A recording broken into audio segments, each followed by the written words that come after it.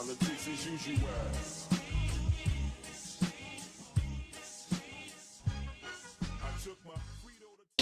Welcome back to Politics as Usual, episode 9. 9. My favorite number. I got that correct. I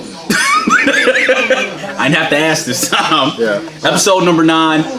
We are back from our longest hiatus. I actually recorded an episode while you were gone. No, it's you gonna be. You're right.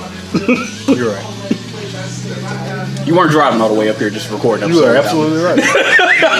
If you weren't frugal, You're absolutely right. I might have believed this.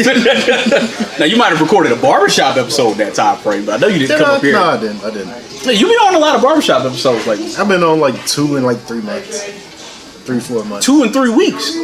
Not 3. You've been on 2 of their last 3 episodes. Because we record them all in one day and then. I'm saying you still been on. Well, because Sturdy is the worst producer ever, and I owe Sturdy for him like catching me stuttering that one time and making a beat out of it. Okay, that was hilarious. Sturdy. that was hilarious. Okay. You owe me when I ever put out a song. You playing it on the radio. Yeah. No, that was good. But yeah, that was my Dallas trip, and so we're back recording here. Oh, another thing that happened. So the week before I went to Dallas, I came over to Birmingham expecting to get a haircut.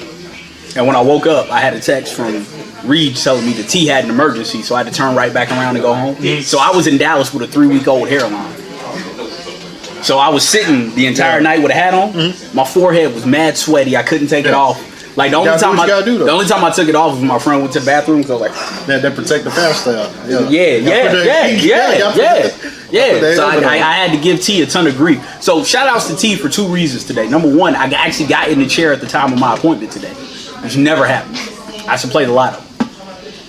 And number 2, because he came through his emergency unscathed, I was a little worried about it. Yeah. But of course, I had to give him some grief after the fact. So, this episode, I guess before we get into the heavy political shit, we can talk about Boogie's album. Yeah, let's talk about it. So, thoughts?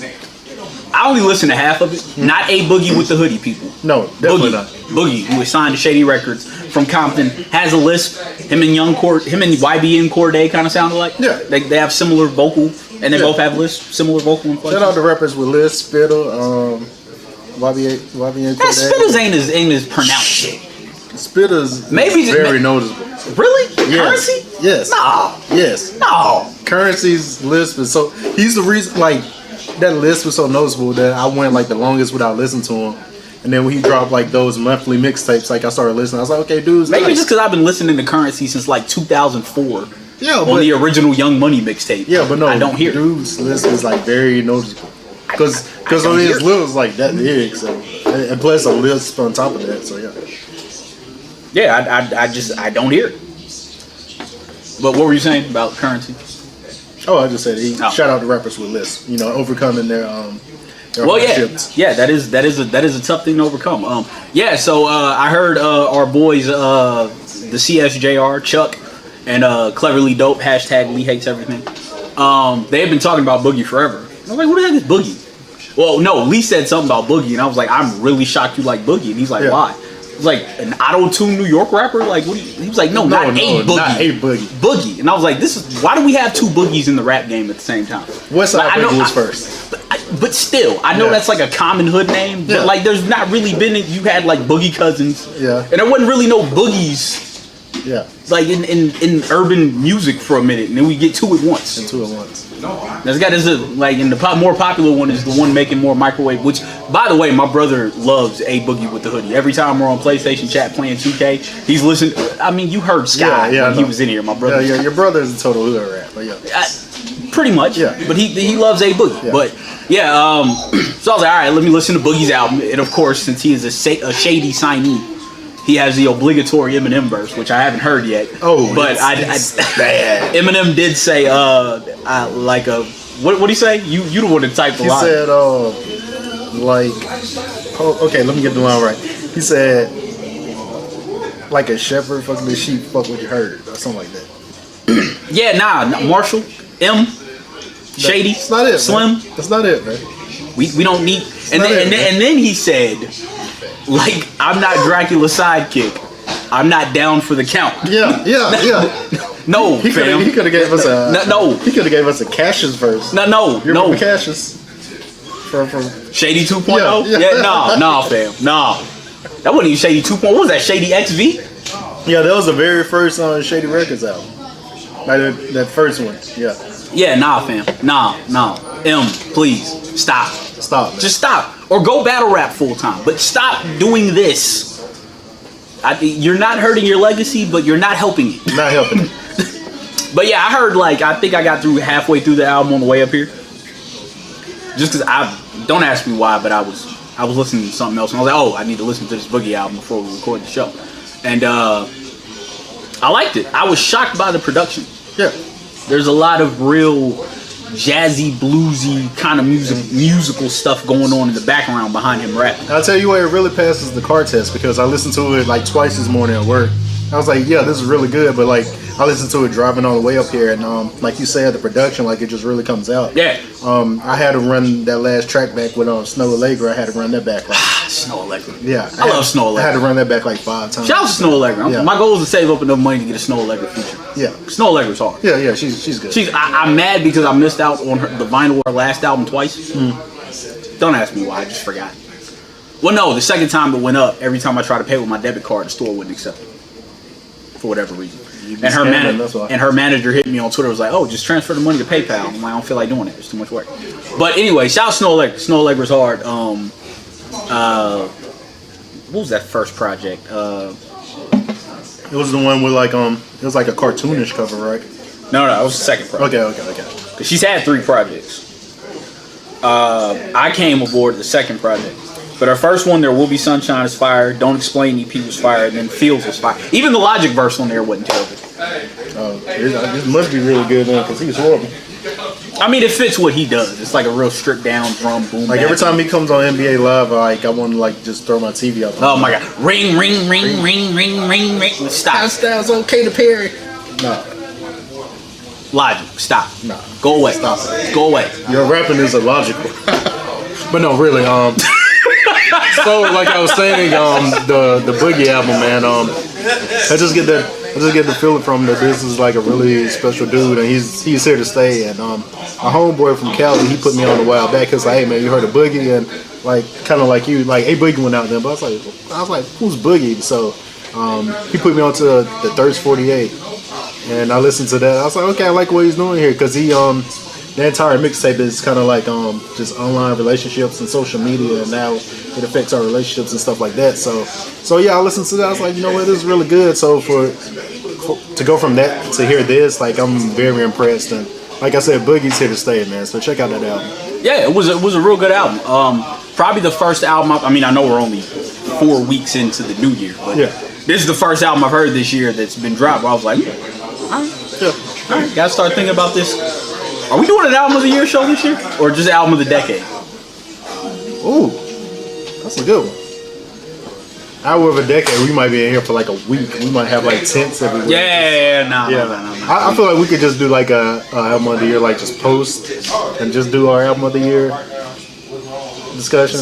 But I mean, album of the decade, excuse me, and then do our album of the year discussion, but do a post for album of the decade. Nah, I feel like that album of the decade show. Like I said, I mean, we can count down like the 25, because I think we're doing 25. Yeah, we're count doing down 25 through 10 and then like do actual show. Like so, we need to start that now then. No, I mean, I've already kind of got some ideas. I mean, yeah, but that's. I mean, you got your obvious ones, you know, the Take Cares of the World, To Pimp a Butterfly, Good Kid, Mad City. Yeah. Shit. Oh. You out already? Yeah, man. Oh, I got the head. You ain't staying to the bitter end? Huh? You ain't staying to the bitter end?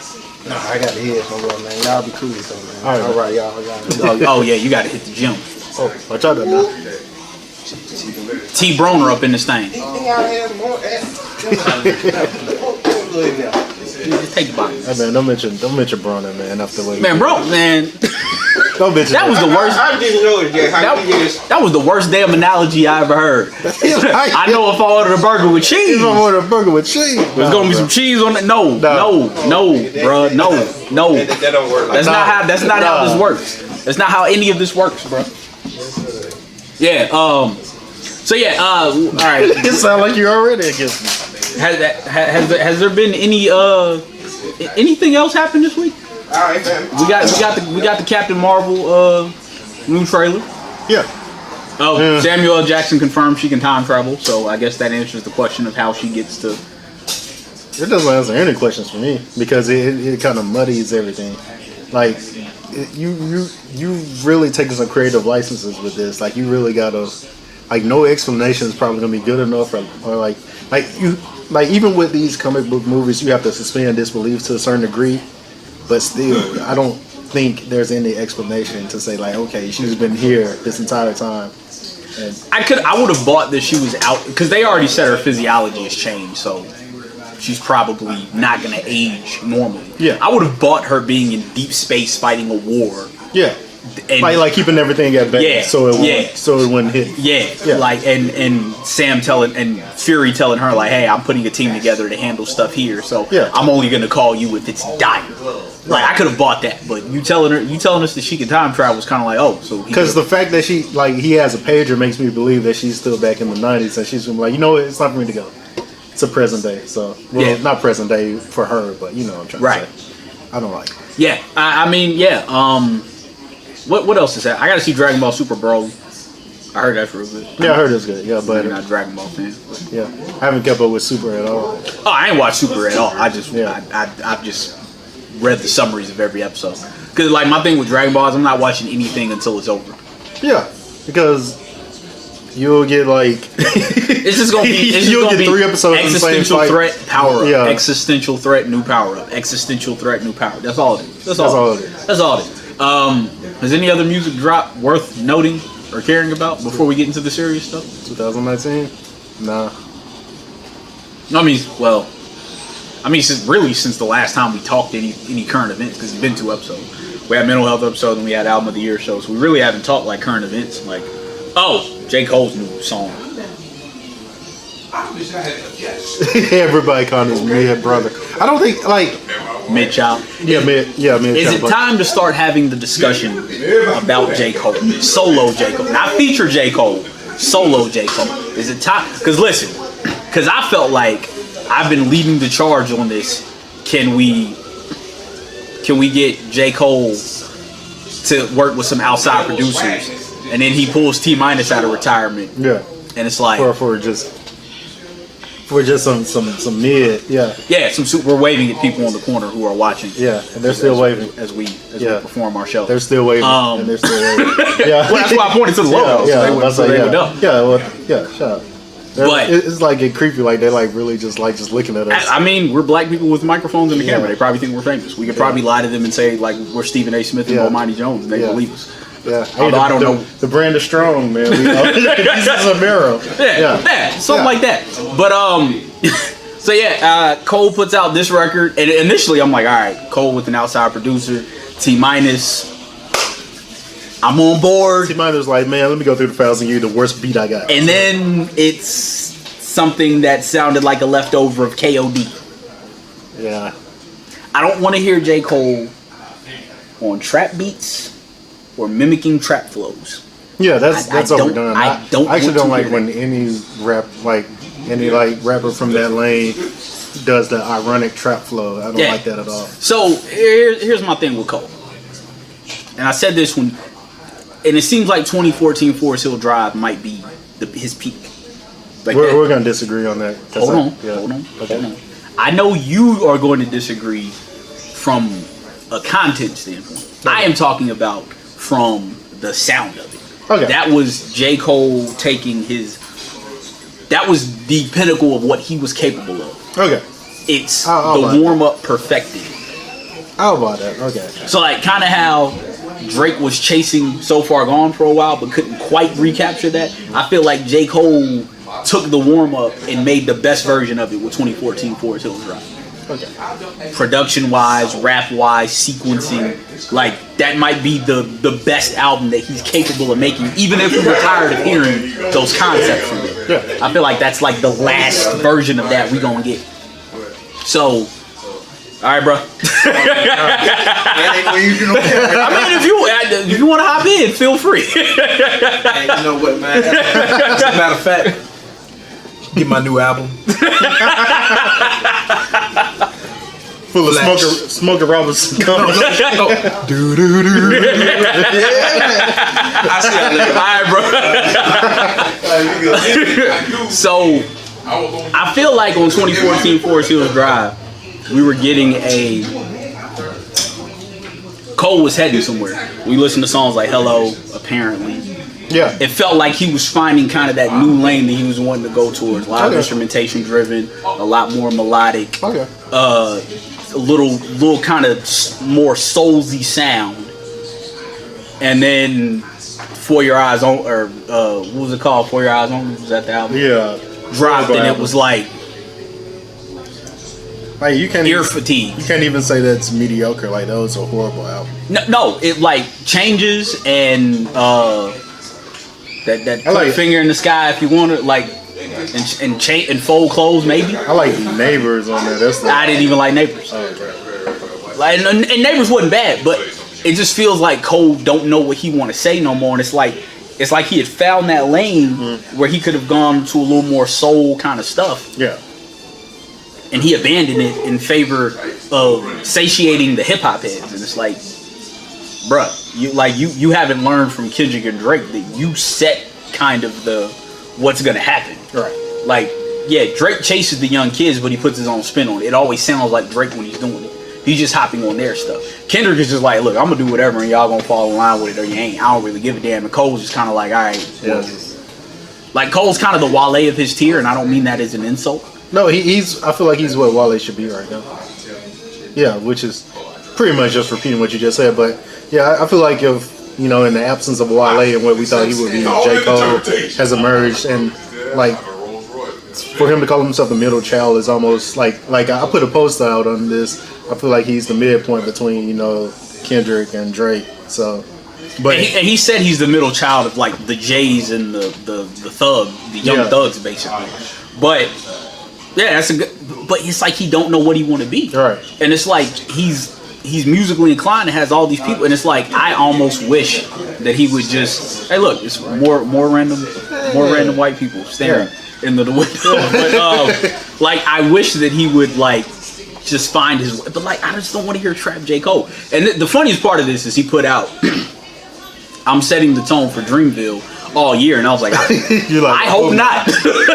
I'm not gonna lie. It's not a bad song. That Dreamville tape not good. has the best marketing I've seen in a while.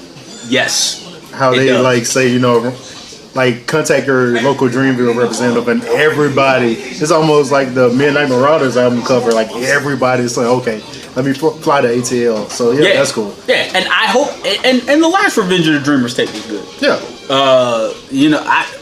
Hey, Ari Lennox, drop an album. You been putting out like I feel like she got something coming because she's been dropping like little single like songs. 6 fire singles lately, and I'm like, yo, this album has to be amazing if you just giving us these fire Lucy's. Like these Lucy's are fire, and like so I know the album has to be fire. But Cole was just. I would rather you just sit back and do nothing than to do what you're currently doing. That's all I'll say. This ain't it, bro. I haven't been a fan of the last few efforts you put out at all. And I was a Cole fan. Yeah. Like when he came through and did the 2014 Forest Hills Drive tour in Birmingham, that was one of the best shows I've ever been to. Oh, I didn't go to it. Oh, it was amazing. Yeah. It was amazing. That and the Lupe show were two of my at Iron City. Those were two of my favorite. All right, Mike. All right. Those are two of my favorite shows I've been to. But it's like, nah. We gonna have that Lupe discussion too. About what? You mean the Sleepy album? Here you go. Like, dude, this isn't someone else saying this. Like, I know who's saying this. This is me saying this, so it should hold some weight. This is me saying this. I'm still disappointed that even after I put that second half of the album in one format for you, you still those last 5 records are vintage Lupe. You can't tell me they ain't. They're not great songs though. King Nas ain't a great song. They're enjoyable songs. King Nas ain't a great song. It's a good song. They are enjoyable songs. Janila Forever ain't a great song. Bro, the concept of that is crazy. I like that and Allen Forever. Those are crazy concepts. I didn't put that on there. I just like King. I like King Nas. Like okay. So so you said Lupe didn't have nothing to rap about. Janila Forever is a concept. Okay. You get the concept of what he was talking about, right? I actually can't remember it. Okay, so Janila Forever so Lupe took 2 songs about 2 kids who were killed, Allen and Janila. in the first half of the album, he does Alan Forever, where Alan is a little boy who drowned in Syria. That video of them kids that got killed, that was Alan. So he took a song and took it and said, imagine if you didn't drown, you grew up to become this a big Olympic swimmer, Michael Phelps was your coach, and you saved this little kid from drowning. I bet you didn't know when you gave your help, you didn't realize that you saved yourself. Janila Forever is about this little girl who was killed in a drive-by in Chicago. So Lupe starts the song with, how about those bullets didn't slow you up? So he takes her from that point, allows her to grow up. She becomes this world-renowned doctor who opens a free clinic in Chicago, and at the very end of the song, she saves this baby from getting shot that was herself. That's cool, but that's vintage Lupe right there. That's though. Great, but you just hate Lupe right now. No, I don't. That has nothing to do with it. Well, never mind, because you like Fahrenheit, so I can't. Exactly, I like Fahrenheit. I like I like this album over. Well, I like the second half. I stand for Fahrenheit. We just gonna have to disagree. But the run from King Nas, Chairman Fred, words from Chairman Fred, Timbuktu Day, and Muro Jr. is just phenomenal. Even Cripple before that. This just fired me. That's okay. You just hated the first half, so you're not gonna let me be right on this. I mean, that's all it is, man. I'm just going. That's what I'm saying. Like, I'm attributing it. I told you, like, when Lupe raps, he raps, but when he puts in the concepts, he's sacrificing like just something I want to listen to, something entertaining. But King Nas wasn't that. Timbuktu Day wasn't that. Words from Chairman Fred wasn't that. I just said I like King Nas, but at the same time, it's like, oh, this is great. Like it's just I'm like okay. I like the hook of King Nas, yeah. If you can call it a hook, whatever. But yeah, you know what I'm trying to say. So you was like, give me the mic. Why? They ain't kicking it right. You ain't like that? That wasn't fire, man. I mean, it was cool. But still, man, no. Alright, I'm not gonna convince Ron. You're not. Me, Charles, and Lee, we see. My feet are planted firm on this. I'm not. Charles, and Lee, we see this. Okay, so another entertainment news before we get to politics. Not the Grammys, the Oscars nominations were released. Like, yeah, I have a take about this, so do you. Go ahead. So among the Oscar releases, we had Black Panther was nominated 8 or 9 times, something like that. 7, 8, 9 times. 9 times, yeah. 9 times. Let me pull out my list for homework because, like I said, I got a take for this. Keep going. Now, mind you, the comic book movie finally getting some Oscar love. I mean, that's cool, I guess. How's it going? All right, Reed. That's cool, I guess. But my beef was with folks getting like all excited about the Oscar nom for Black Panther. Oh, it's a black movie being nominated by the Oscars. Ooh. Why are y'all so excited about this? Like, why? You do realize the Oscars is a predominantly white unit, thing, grouping, whatever you want to call it. Why do we care? Why are we still stuck here's the part. Okay, go ahead. Finish. Why are we still stuck on validation for black art by white bodies, white entities? Why are we still stuck on this? Because here's my thing with this, and I'm gonna give y'all an analogy. For years, black people have shown up at the proverbial picnic with the best dessert, the thing America enjoys most. We'll call it a pie. We showed up for years with that pie. We set it down at that table. When we try to sit down, an arm goes out saying, sorry, there's no seat here for you. Thank you for the pie, though. Then they hand us a tiny slice of that pie, and we got to go sit off in the outskirts while everyone else enjoys the pie. And you know what happened is over the years, we started telling them how to make the pie, trying to ingratiate ourselves so we could get a seat at the table. So now what's happened is white people have been showing up with the same pie but slightly worse, so they don't really need our pie. But we still showing up with that same pie each year, hoping that they'll let us sit down when we ain't realized that if we would have just taken our pie from the beginning and sat by ourselves, we wouldn't have needed their table to begin with. So that is my beef with this whole celebration of Black Panther. Why do we care? Would we have this same effect if BET had a movie awards? Would we be hype about Black Panther being nominated for BET? Yeah, that's the point I was going to agree with. Because my Trans Lee said it best. Until you appreciate a BET award the same way you appreciate a Grammy, you wouldn't understand me. Holla at me when you want a slave. And that is my motto for all of these things. We are too set on getting white adoration and white attention and white validation for our pieces of art, even though, as our boy Cleverly Dope pointed out, this ain't a black body of work completely. I mean, even though it was mostly black actors, mostly black bodies, but it was a white second unit director, white writers. It was a lot of white people involved. It's a Marvel corporate film, but still, what it represents. Why are we so hype about this? Now go with your film take. Like this is going to be a long-winded take, so let me have the floor. All right. So the Oscars have done a lot of things over recent years to say, like, okay, we've been leaving out minorities in the dark. Let's include them. Like I said, like, I'm gonna build this. That's the reason why Moonlight won, because people were so mad that, and I didn't agree with this, but people were so mad that Selma lost. The Oscars like, let's do something. But my problem with the Black Panther nomination is that although it should be merit based, it isn't. And I'll tell you why. I'm gonna go down the list. Vice, A Star Is Born, Roma, which is possibly the best movie of all time. I'm not exaggerating. Green Book, which is modern day Driving Miss Daisy. The Favorite, awesome movie. Black Klansman, Black Panther, and I left the last one for last for a reason. Bohemian Rhapsody. Let me tell you this. Who is the host of let me ask you this. Who is the host of the Oscars right now? Hell, I don't know. It's not Kevin Hart. It's not nobody. They're still searching for a host, and it's like 2-3 weeks until the show. So basically what I'm saying is the Oscars did this because they want people to watch. Now, if the nominations were take out Bohemian Rhapsody, Green Book, add in Widows, and if Beale Street Could Talk, which is a shame it didn't get nominated, I'd be like, okay, Black Panther deserves to be here. I'm cool with the nomination. Because you have some of the best movies of last year. Black Panther is there. It's totally merit-based. For me, the problem comes with they cheapened the nomination, so I kind of can't respect it anymore. That's my take. And I think where you and I do merge and agree, I feel like support isn't thrown behind a lot of other things that they should be thrown behind. Like Black Panther became this social phenomenon, and for all intents and purposes, it should have been. But other things don't get supported as much, or even when they do, it's like a halfway support. Like people haven't watched the movie all year, but they'll turn on the Oscars like, oh, this one black movie didn't win.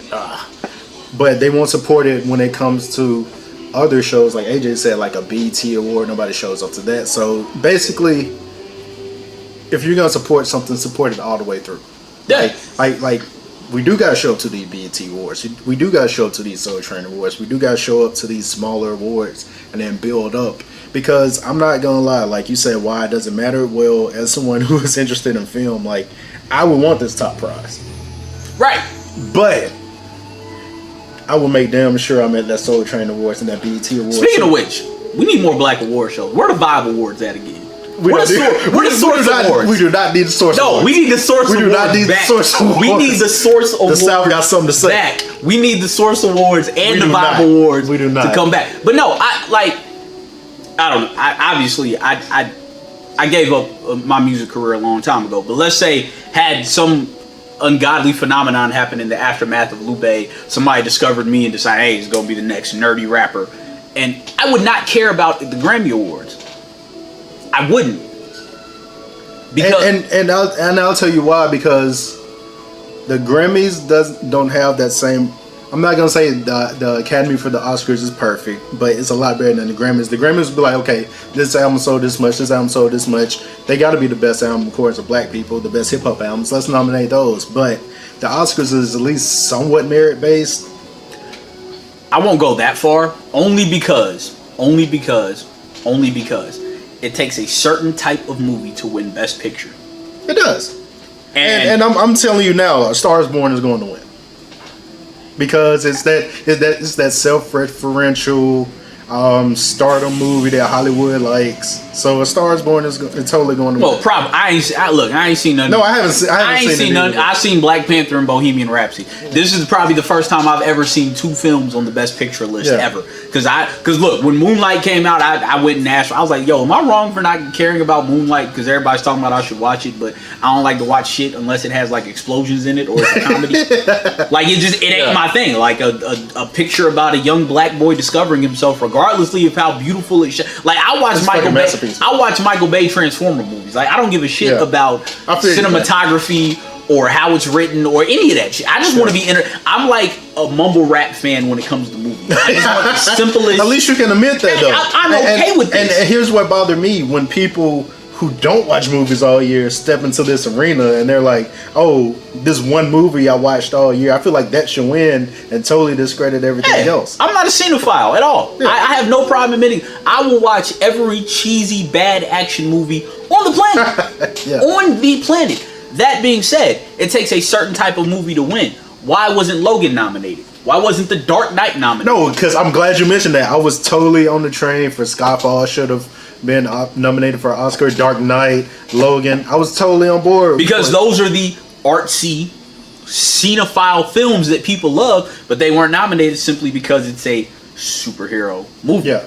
And that, to me, is why I don't necessarily get on board with the Oscars, because it's like, all right, I understand we got to give some credence to the art, and I wish more award shows would give more credence to the art. But at some point, the shit people like has to come into play. Yeah. At some point. And they threw out a terrible idea, and that's why I think A Star Is Born, A Star Is Born, and Bohemian Rhapsody is here because they're like, okay, we're gonna have a most popular movie category, which was a terrible idea. And then I don't think that's so bad though. It is though because when that came out, I called that the Black Panther Award because Black Panther would be in that category. Why can't Black Panther be nominated for a Best Picture? Why can't Skyfall be nominated for a Best Picture? Why can't Logan be nominated for a Best Picture? So here's why I say it's not such a bad idea, and I'll take it to the realm of sports. I truly believe in the NBA and the NFL, and every pro sport, there should be a most valuable player and a most outstanding player. Because oftentimes, the person we think is the MVP is really the MOP. Yep. Very rarely is the person who's the most valuable to his team going to win that award in sports. Because Peyton Manning should have won it every year in his prime. I agree with that. To me, that's the same argument with Rodgers and Brady. Yeah. It's like one is more valuable to his, like, Tom Brady's the greatest quarterback of all time. Tom Brady's team also went 10-5 without him when he tore his ACL and missed the playoffs on a technicality. Like, let's not forget that. Like, but we can sit and see that LeBron might be a little more valuable to his team than Steph Curry, but Steph Curry's playing more outstanding. Or we can acknowledge that Aaron Rodgers might be a little more valuable to his team, even if Tom Brady's more outstanding, or vice versa. Like, I fully believe there should be 2 awards in that case, because I think there is some merit to someone who's doing something great, even if they're not as valuable. But with this award, they wanted to like basically say, okay, this movie was popular, socially significant, but kind of break that away from, okay, this movie isn't good, or this movie like kind of like cheapen the category. And that's where I disagree. Now, if it's full of like Michael Bay Transformer movies, then I have a problem. Like, this category would have been Black Panther, A Quiet Place, Mary Poppins Returns, and Infinity War. And Infinity War. Which, why can't Infinity War get a nom? I was all on board. Hey, Civil War should have. Why didn't Winter Soldier get a nom? Even though the box office was shit on it. Yeah. Why didn't Winter Soldier get a nom? Yeah. But nobody knew how far that movie would be. So yeah.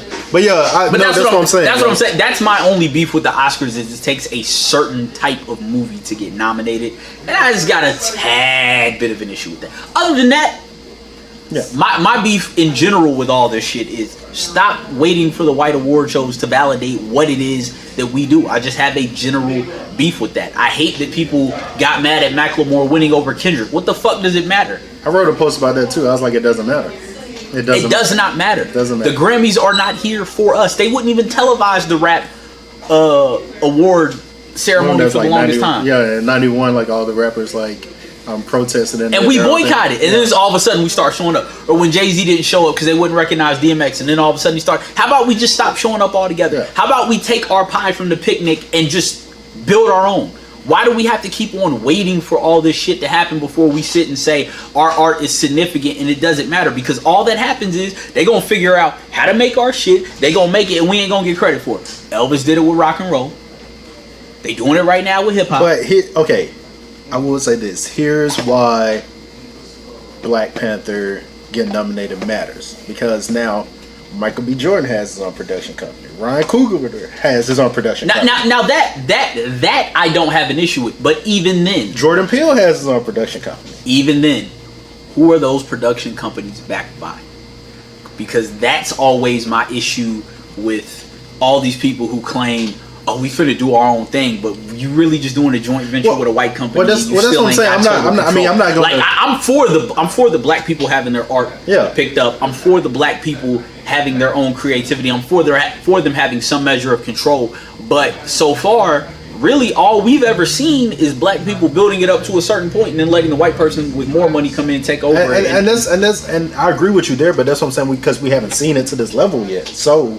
But but all I'm asking is, who are those companies backed by? I'm not downing them. Yeah. I'm asking, who are those? Is Coogler's company backed by some rich white dude in Hollywood? Like, okay, going back to Black Panther, I think Coogler like built up the cachet to say like, okay, I'm doing things on my terms now.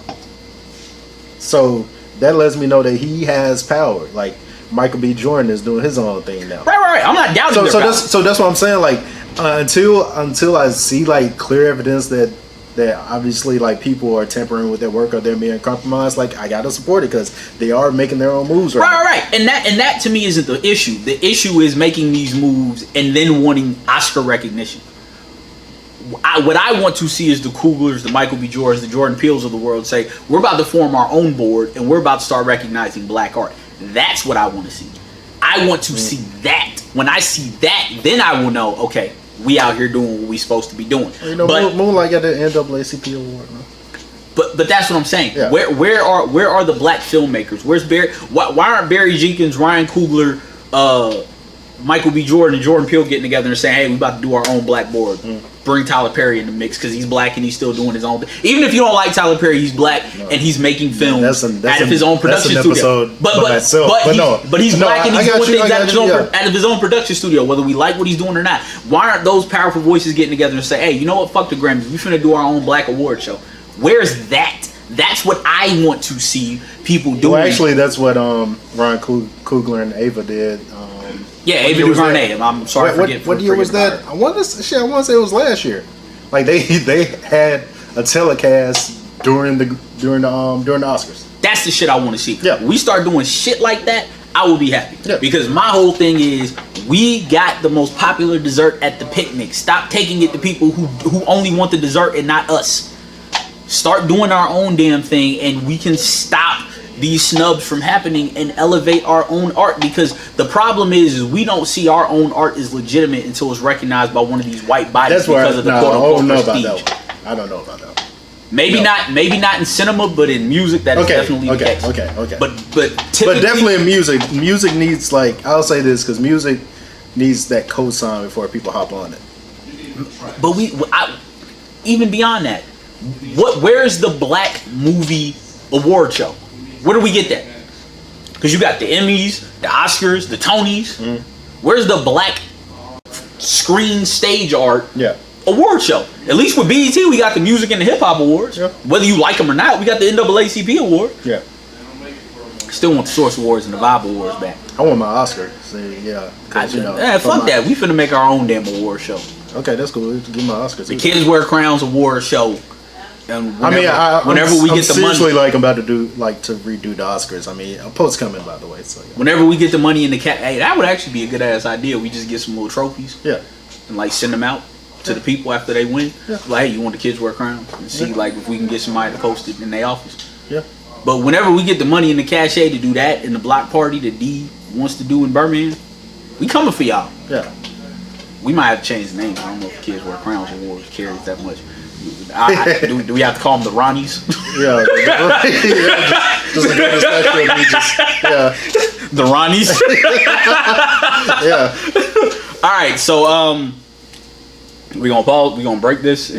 I say break this and we start new. All right, we'll be back.